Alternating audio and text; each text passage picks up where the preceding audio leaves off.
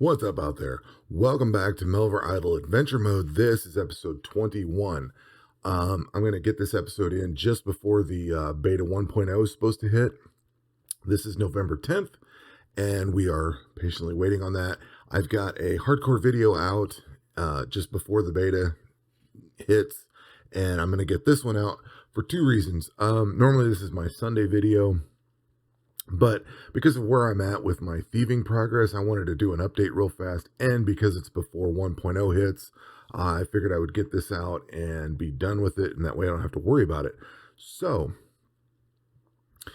if you're following along, I've been once we got the thieving rework done, I decided it was time to unlock all the rest of the skills, and I've been working towards that. So I wanted to get I think I got my fire making up to level 99. I've been working on getting these other skills up to level 99, working on getting, say, all the summoning gear, which I'm still working on that.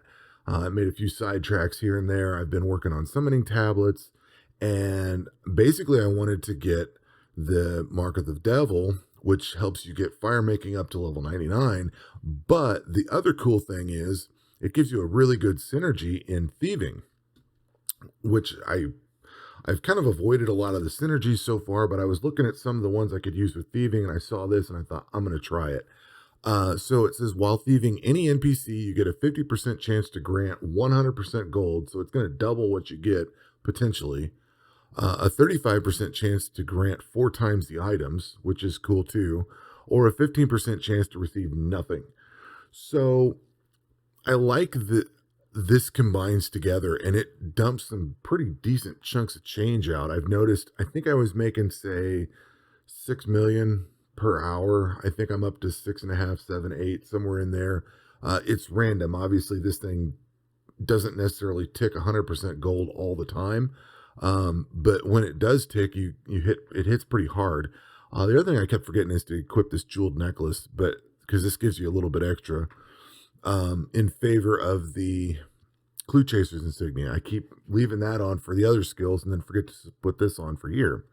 But with the gloves of silence, the sneakers, the signet ring, fine coin purse, jeweled necklace, golden mask, thieving skill cape, changing the 4th and 5th obstacle and agility, so that you get another 40% gold boost, and this 10% gold boost. I have put everything I can into making this thing go.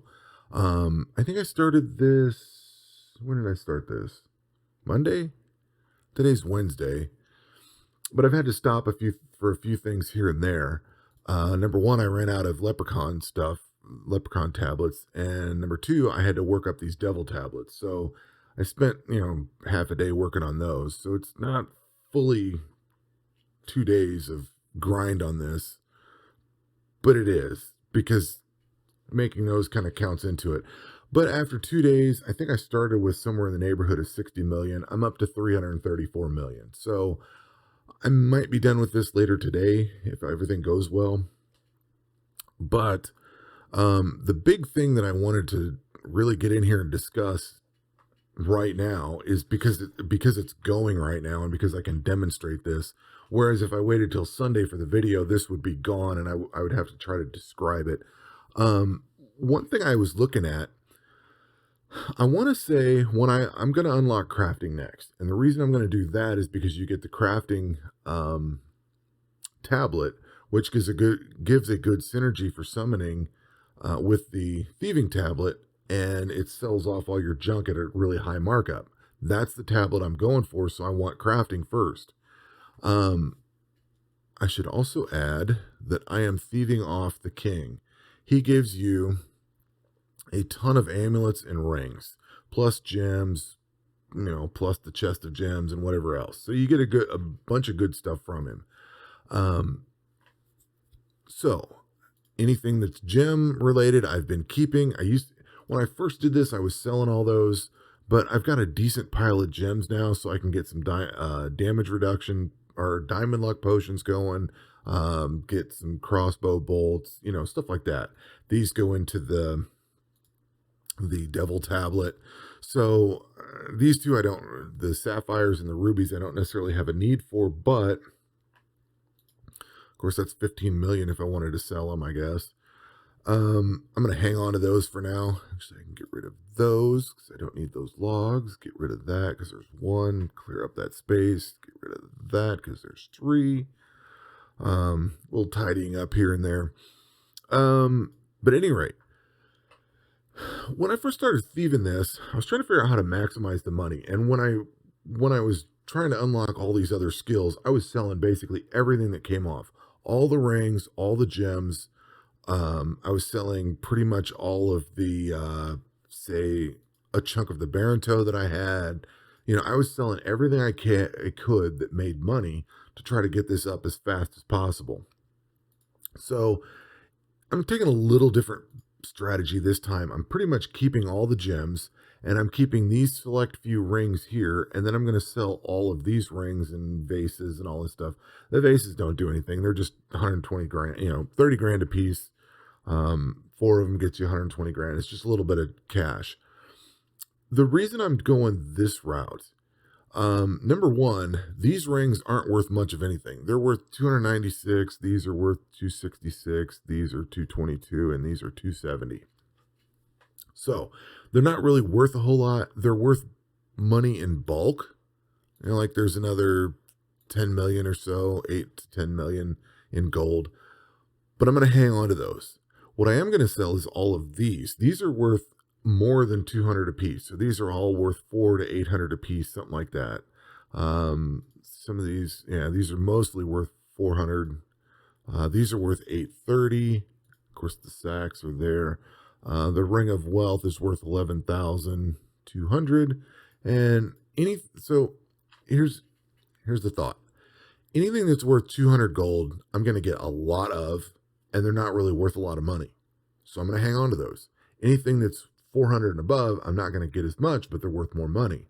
So I'm going to sell these for profit. So if I grab this whole group, and I think this is sat for maybe a half hour, 45 minutes or so. Oops. I think slipped on me. So this is worth 600,000. No big deal. Over time, that's going to be a few million, right? Well, here's the thing. Once I get into crafting, I'm going to need to get that tablet, right? So I'm going to keep these for now. And some of you probably already see where I'm going with this. I'm going to go into crafting. I have a giant, well, actually I'm going to have to, I'm thinking of my hardcore account. I thought I had a giant war chest of money. I'm going to have to get up a bunch of extra money after this. After I unlock crafting, I'm going to have to let this go for a while and get, say, another 100 million. But here's the thing. Once I get crafting, I need to get crafting up to a certain point where I can get the tablet unlocked. And then I need to get the tablet leveled up until I can actually use it to synergize with the thieving one. Here's the kicker. I'm pretty sure, I haven't checked it with this account, or my other accounts, I should say, but I'm pretty sure that you use rings and amulets to create those tablets. So this giant pool of, what do we got? Like 10, 20, 30, 40,000 rings and amulets here. Whatever that ends up at the end, fuzzy math here, whatever that ends up at the end is going to go into creating those tablets. These are free amulets and rings. The only thing I can do is sell them. I have a massive quantity of them, and they don't really make a whole lot of money. So rather than spending these gems to create any of those, I potentially could use the sapphires and rubies, because aside from crossbow bolts, nothing comes to mind. Although I think rubies are used somewhere in herb lore. Yeah, regen potions, if I wanted to make those. Not a fan of that, but I don't think there's any other gems used in any of this stuff. So there's not really a benefit to keeping those.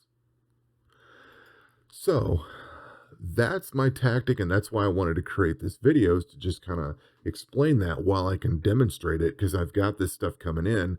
And you'll notice that I've sorted my inventory. So if I sell all this stuff off again,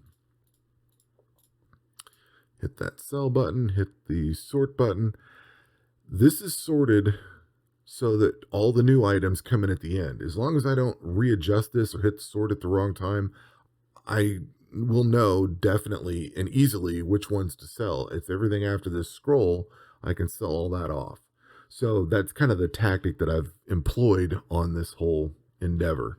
As you can see, we're up to 336 million. I had to burn some of that to make some more leprechaun tablets, but I don't know, probably let this thing go for another day or two just to get as much money as possible. Once I unlock crafting, I probably will get the crafting tablet and try to get that rolling. In fact, that might be a good idea. Get enough money to get crafting unlocked, and then run crafting long enough to get the tablet, and then create a bunch of the tablets. Work those tablets back into thieving, because I need, the whole goal is to take the thieving tablet and crafting tablet and put those together to see how much money it makes, because it's supposed to make, like, say 3 times more money than I have with the other methods I've used. So I'm curious to see how that works.